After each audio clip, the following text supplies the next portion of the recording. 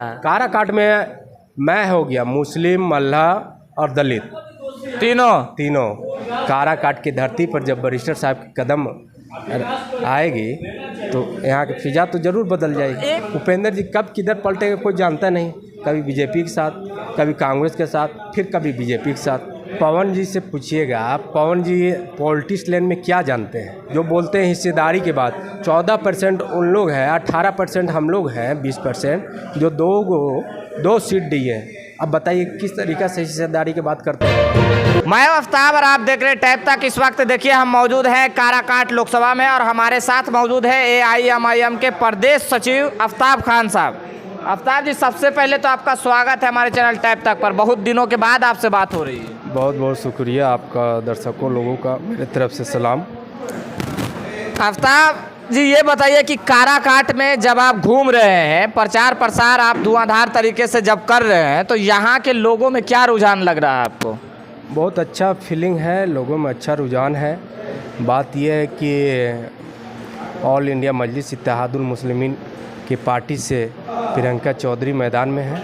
हाँ। अब बैरिस्टर असदुद्दीन ओवैसी साहब का जन जन तक एक आवाज़ गया है। हाँ। कि पार्लियामेंट में कैसा बयान देते हैं। हाँ। तो उसका हाथ को मजबूत करने के लिए प्रियंका चौधरी जी को काराकाट लोकसभा से अच्छा खासा वोट से यहाँ के आवाम लोग जिता के भेजेंगे पार्लियामेंट में। तो यहाँ तो कह रहा है कि बड़े बड़े दिग्गज चुनावी मैदान में आफ्ताब जी, ये आप देख लीजिए कि पवन सिंह बड़ा चेहरा, स्टार अपने आप में कहे जाने वाले, और उसके बाद आपको बता दें कि उपेंद्र कुशवाहा जो राष्ट्रीय अध्यक्ष हैं, और आपको बता दें कि देखिए राजा राम सिंह इंडिया गठबंधन से प्रत्याशी बनाए गए। तो आप इन सबको कैसे चुनौती देंगे? कह रहे हैं कि हमारी जीत हो जाएगी। तो पवन जी से पूछिएगा, पवन जी पॉलिटिक्स लाइन में क्या जानते हैं।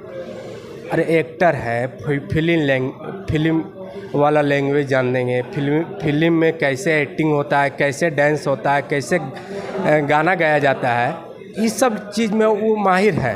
अब सोचेंगे वो एक्टर लोग आ जाएंगे राजनीतिक में, तो जो सामाजिक है, जो चुनाव लड़ने वाला आदमी है, वो कहाँ जाएंगे। यहाँ के आवाम जानते हैं ना कि हम किसको जीत देंगे वोट।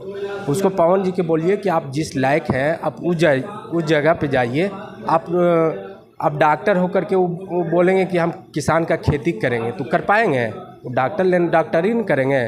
कोई है इंजीनियर है, तो कोई इंजीनियरिंग लाइन में, तो इंजीनियरिंग लाइन में काम करेंगे।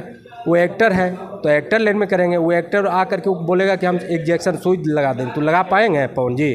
हाँ। अब रह गई बात उपेंद्र जी की। उपेंद्र जी से पूछिएगा, उपेंद्र जी कब किधर पलटेंगे कोई जानता नहीं, कभी बीजेपी के साथ, कभी कांग्रेस के साथ, फिर कभी बीजेपी के साथ।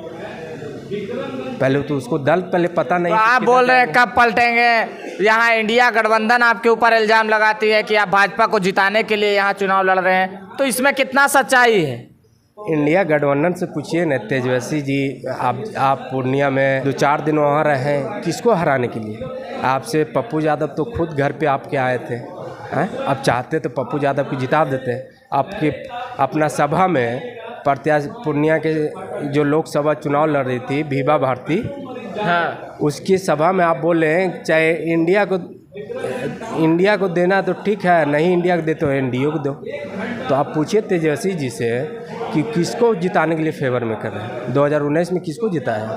कहाँ ज़्यादा वोट देता है? मुस्लिम का वोट ले लेता है, यादव कहाँ वोट देती है? हमको तो नहीं लगता है। तो काराकाट में आपको क्या लग रहा है? काराकाट में मैं हो गया मुस्लिम, मल्लाह और दलित, तीनों।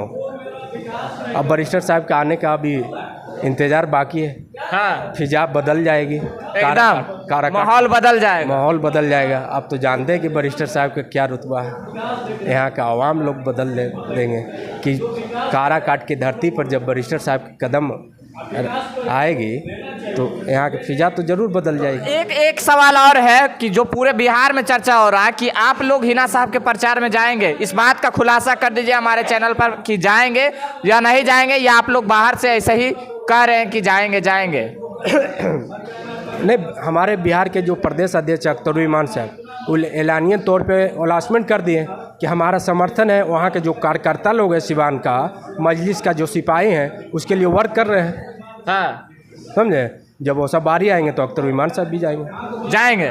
जाएंगे, वैसे साहब भी जाएंगे। लेकिन जाएंगे। आप पूछिए आरजेडी के लोगों से, फाउंडर मेंबर थे बड़ी मरहूम शहाबुद्दीन साहब, उसके खिलाफत में जब आरजेडी कैंडिडेट दे सकते हैं तो हम लोग आम पब्लिक मुसलमान लोग क्या सोचेंगे?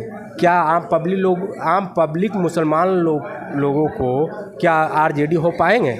जो बोलते हैं हिस्सेदारी के बाद 14% उन लोग हैं, 18% हम लोग हैं, 20% जो दो सीट दिए। अब बताइए किस तरीक़े से हिस्सेदारी की बात करते हैं? कहाँ MIM? आप सुन लिए एक बार, आप कहते हैं हिस्सेदारी की बात करते हैं, हिस्सेदारी की बात करते हैं। राजद कहते हैं हम A to Z की पार्टी है, सबको लेकर चलते हैं। तो आप फिर वही हो गया ना कि आप जातिवाद की राजनीति करते हैं, मुसलमान हिंदू मुस्लिम जो लगातार भाजपा करते आए हिंदू मुस्लिम की राजनीति, वही राजनीति आप भी कर रहे हैं। आप पे तो इल्ज़ाम तो लग रहा है ना, इंडिया गठबंधन के लोग कह रहे हैं हम A to Z की पार्टी है। अरे भैया अभी हम क्या बोल के गए? पूर्णिया का फिगर बताएं ना। अभी पूर्णिया में क्या तेजस्वी जी भाषण दिए?